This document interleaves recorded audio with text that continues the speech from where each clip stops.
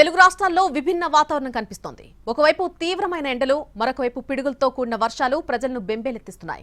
రాష్ట్రంలోని 32 మండలాల్లో తీవ్ర వడగాల్పులు, మరొక 17 మండలాల్లో సాధారణ వడగాల్పులు వీచే అవకాశం ఉందని ఏపీఎస్డీఎంఏ ప్రజలకు హెచ్చరికలు జారీ చేసింది. ముఖ్యంగా పల్నాడు, ప్రకాశం, మార్కాపురం ప్రాంతాలు, రాయలసీమ జిల్లాల్లో అధిక ఉష్ణోగ్రతలు నమోదయ్యే అవకాశం ఉంది. ఇదే సమయంలో కొన్ని జిల్లాల్లో వర్షాలు కురిసే అవకాశం కూడా ఉంది.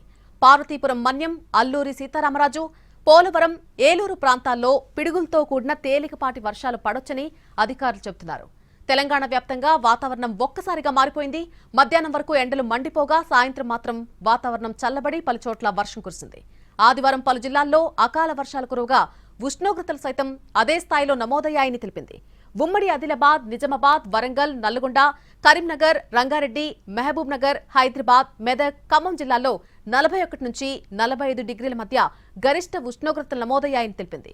సాయంత్రం సమయంలో మారిన వాతావరణంతో ఆదిలాబాద్, నిర్మల్, మెదక్, నిజామాబాద్, కామారెడ్డి, సంగారెడ్డి తదితర జిల్లాల్లో ఉరుములు, మెరుపులతో కూడిన వడగండ్ల వర్షం కురిసినట్టుగా తెలిపింది. ఇక హైదరాబాద్లోని పలు ప్రాంతాల్లో మోస్తరు వర్షం కురిసినట్టుగా వెల్లడించింది. అదేవిధంగా వచ్చే 5 రోజులు పలు జిల్లాల్లో అకాల వర్షాలు కురుస్తాయని వివరించింది.